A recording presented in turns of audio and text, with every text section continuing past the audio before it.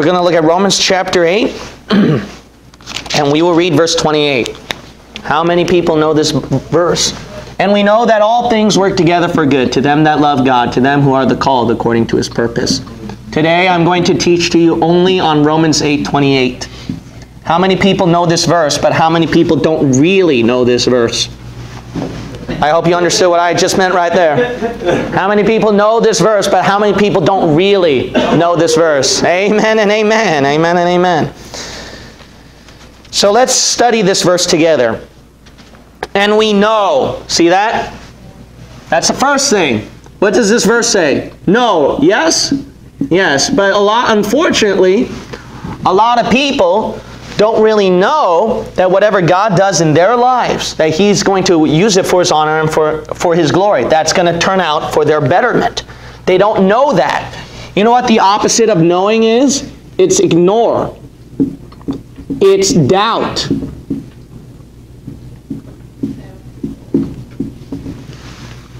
The thing is this, is that how many people don't know?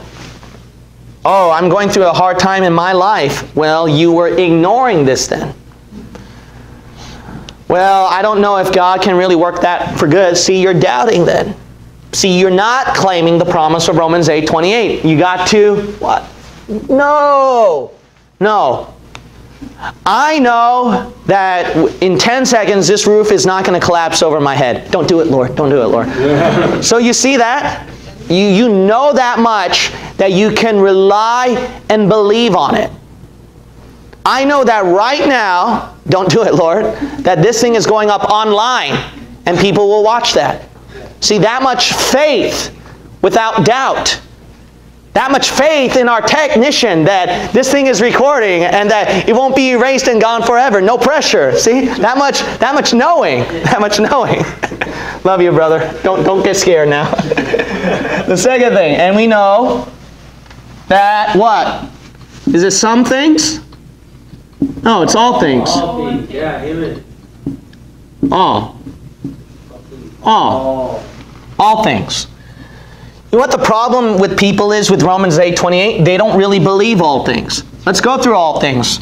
Is God going to work it for good? Absolutely. Well, I feel so much pain. I don't know why God doesn't use it for good. No, it said all things. Well, my finances are running out. God never provided. I don't know why. It said all things. Do you include your suffering? This pain that I'm feeling right now, I can never understand. God is definitely not going to work that for good. See? You don't, all things. That includes your suffering. What about your depression, huh? Oh, I'm all alone. What am I going to do? Oh, I just feel miserable with my Christian life. Everyone just separated from me. They don't understand what I'm saying. I don't have the joy of the Lord, as the preacher talked about. See that? You don't believe all things. Depression. God means all things. He means your suffering. He means your depression, your mistakes. Everyone makes mistakes, even when they're trying really hard to do their best for the Lord. But listen, man, don't get embarrassed. Don't get fearful about making mistakes. Just go for it, and the Lord can what? He said all things. He'll work it for good. How many times have I made mistakes? I made multiple mistakes. Now I'm able to make fewer mistakes now in this teaching. All things, including this. No way, Pastor. Yes, even your sin. Even the bad things that you've done in your life. A lot of people think that God can use whatever they've done for the Lord for the betterment, but not their sin. But I'm going to tell you something. Even your sin, that includes it. The Lord can use the evil that you've done for good. You might say, no, I don't believe it. No, you better believe it, because let's say that you have a drug addiction problem. How is the Lord going to use that for good? To help out some other person who's a drug addict as well. And they can better sympathize. They can better connect to a person who went through the same sins that they went through. And the Lord can use that for good. So it's a wonderful and a powerful promise, you understand. God can use all things. Oh, well, I'm not talented. Oh, well, I don't have that much fruits for the Lord. Well, I'm dumb. I don't know how the Lord can use me. Nope. Oop. Amen. Amen. The devil didn't like that. See? So, see, even the small things that you go through in life, the Lord will work it for good. It doesn't matter. The Lord can use the small things that you did in life. All right. All things, what? Work together. Look at that. I'm giving you a sermon already. I'm making a textual sermon already for you people. Work what?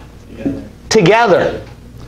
Here's the thing. Sometimes we go through problems in our life and we don't see the answer from God, but you gotta understand this. The answer doesn't come completely and immediately like that.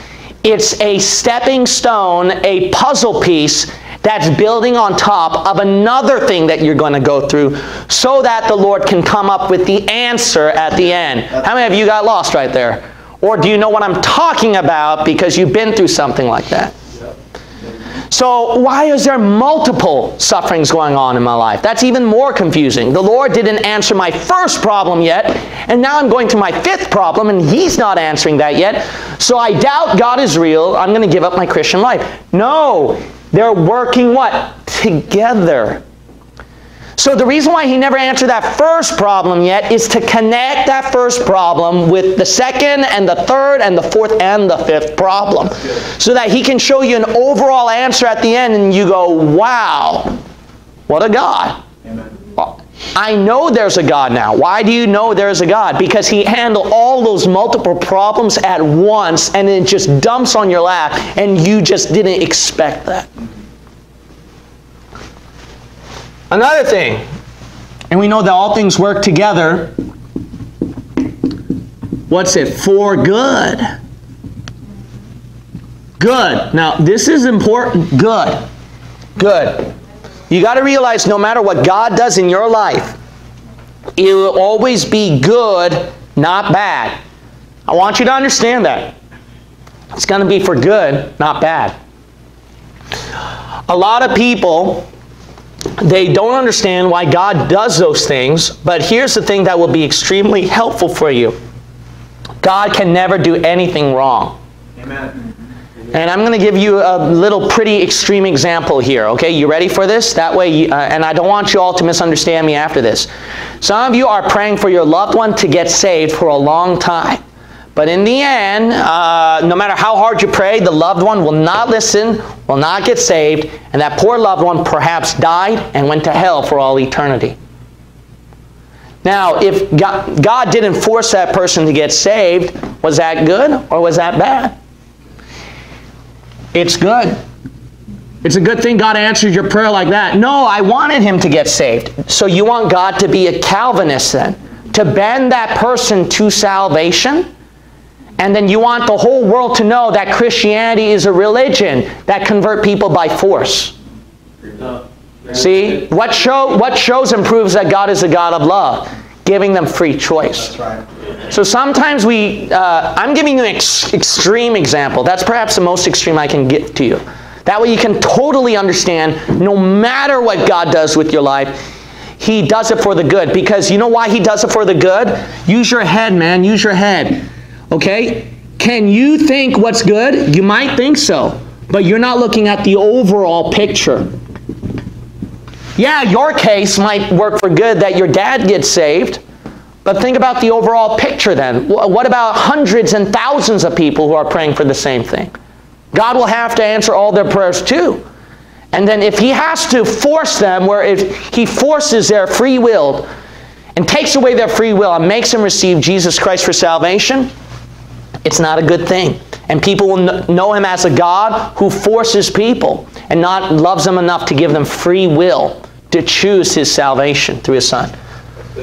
All right. Romans 8:28, for good. I can't believe how long I'm going with this. Just one verse. For good. To them that love God, to them who are the called according to His purpose. All right, I can't write all this down for time's sake. So what I'm going to do is go through this briefly now. I could preach a whole sermon on this. To them that love God, to them who are the called according to His purpose. To To them that love God. Why would God work for good? He will work for good because you love Him. Now, if you love God, why would God ever mistreat you? Why would God ever do you wrong if you love Him? Do you think He gets a kick out of it that when you love Him, He doesn't love you back in return? Especially after He died for you on the cross? So you got to realize this. This promise will be more real to you when you realize that when you love God, God can't ever do you wrong. Another thing is this, is that who are the called? Who are the called? Are you called by God? Are you a saved child of God? Then if you are a saved child of God, if you are called, if you are of the elect, if you are of that chosen one, blood-washed, blood-bought, is anything too hard for God? No. You're one of the most special people that the Lord called out. And if He can't work your prayer request, He can't do anything for anybody else. You're the closest thing to Him to answer with Romans 8:28. If He can't handle yours, He can't handle anybody else in this world. You might as well throw out God. To them who are the called, according to His purpose. Now the thing is this. Do you believe that He has a purpose with your life? That's good. Your pain has purpose. Your financial loss has meaning and purpose. The mistakes you made have meaning and purpose. A lost person's wealth has no purpose or meaning. That's right. A lost person's fame has no purpose or meaning. Having all the possessions in the world has no purpose or meaning. But you have so much more. Everything you do, even just walking inside this building, has a purpose. Amen. Amen. Now, can you live your life more in joy and peace after that? That's good. Romans 8:28.